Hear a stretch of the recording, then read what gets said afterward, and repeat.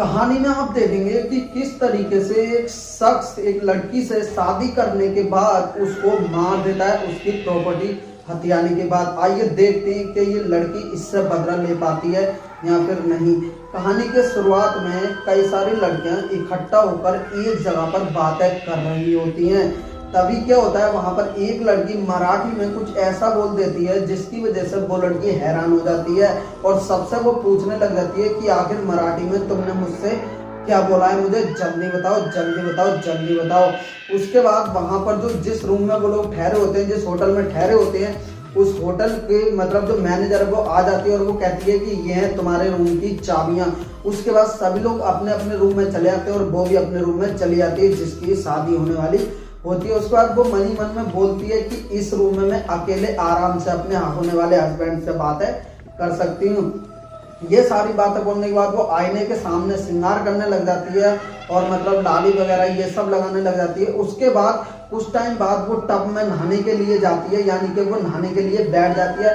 नहाते नहाते नहाते नहाते उसके साथ अजीबोगरीब घटनाएं होने लग जाती हैं। उसके बाद क्या होता है, उसी टब में उसको एक मंगलसूत्र दिखाई देता है जो कि उस मरी हुई लड़की का था जिससे वो शादी करता है, जो कि कहानी में आपको आगे पता चलेगा।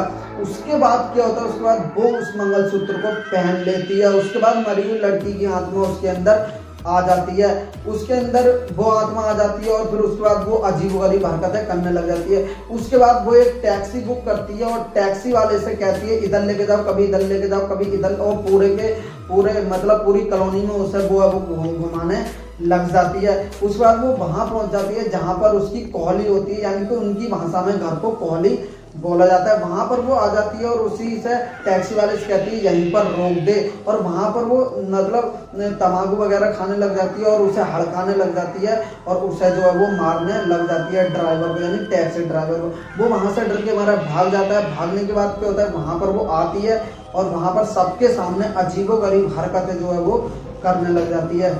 तो आप वहां से वो अपने घर पे वापस लौट जाती है। घर जाने के बाद घर में भी वो अजीबोगरीब हरकतें करने लग जाती है, सबके सामने तम्बाकू खाती है, कभी ये कभी वो, कभी बहुत सारी हरकतें वो करने लग जाती है क्योंकि उसके अंदर जो है वो आत्मा आई हुई होती है। उसके कुछ टाइम बाद वो बेड पे बैठी होती है और उसकी छोटी बहन उससे मिलने के लिए जा रही होती है। वहां पर वो छोटी बहन के सामने तम्बाकू खा रही होती है। उसकी छोटी बहन कहती है कि ये सब गलत है, यानी तम्बाकू खाना सेहत के लिए हानिकारक है, सब मत खाओ। लेकिन वो नहीं मानती, जबरदस्ती वो उससे मना करती, वो नहीं मानती, फिर वो खाती है। उसके बाद वो अपनी शक्ति से उठा करके रूम में एक तरफ उसे फेंक देती। काफी ज्यादा चोट उसको लग जाती है। उसके माँ बाप वहां पर आ जाते हैं, वो कहते हैं तुमने ऐसा क्यों किया, ऐसा वैसा, सबको वो बहुत ज्यादा अजीबोगरीब तरीके से देखने लग जाती है।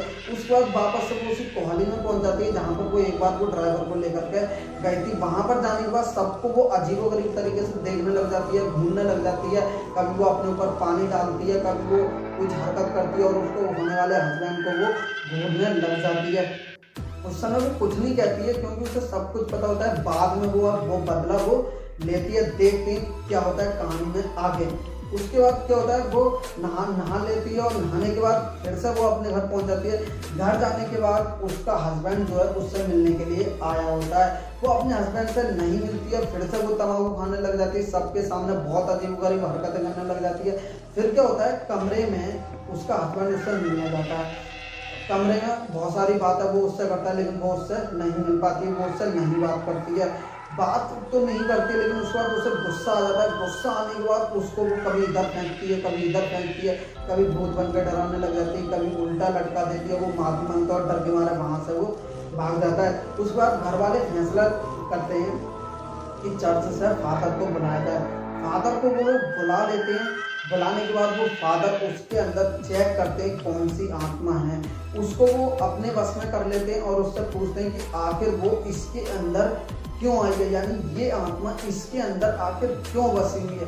उसके बाद वो बताते हैं कि किस तरीके से रमाकांत, यानी रमाकांत से उसकी शादी हुई होती है। रमाकांत जो उसको धोखे से शादी कर लेता है, प्यार का नाटक करके। उसके बाद कोहली अपने नाम, यानी उसका घर अपने नाम कर लेता है और फिर होटल में ले जा करके उसको वो मंगलसूत्र से गला दबा करके मार देता है और उससे कहता है मैं तुझ जैसी बदसूरत से शादी नहीं कर सकती। उसके बाद वो फादर उससे पूछता है कि तुम अब क्या चाहती हो। उसके बाद वो बताती है कि मैं उससे रमाकांत से शादी करना चाहती हूँ, मुझे उससे शादी बनाने का है, मतलब उसकी भाषा में बोल रहा हूँ, शादी बनाने का, ऐसा वो उससे कहती है।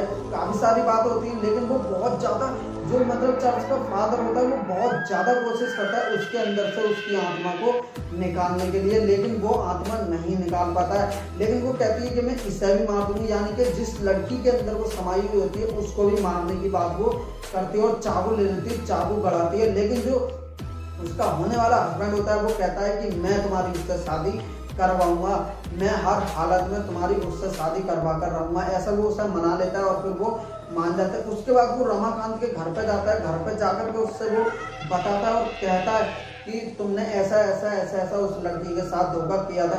वो मुखर जाता है, वो कहता है नहीं तो मैं पुलिस को बताऊंगा अगर तुमने मुझे सच नहीं बताया तो। बहुत ज़्यादा कोशिश करने के बाद, बहुत ज़्यादा मनाने के बाद आखिरकार वो उससे मतलब मान जाता है और वो बोल देता है कि हाँ मैंने उससे शादी की थी, मैंने उससे धोखे से इस घर को हड़पा था, ऐसा वैसा।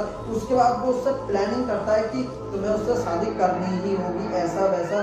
शादी के लिए वो मना लेता है और वहाँ पर वो मंडप में बैठी होती है, यानी कि भूत यानी जो आत्मा उसके अंदर आई हुई होती है लड़की, वो बैठी होती है वहाँ पर मंडप में। उसको जबरदस्ती बैठाया जाता है लड़के को एक आत्मा से शादी कराने के लिए। शादी हो रही होती है, फेरे ले जाते हैं जबरदस्ती, वो धक्का दे दे कर लड़के को धक्का दे दे कर फेरे लेती है।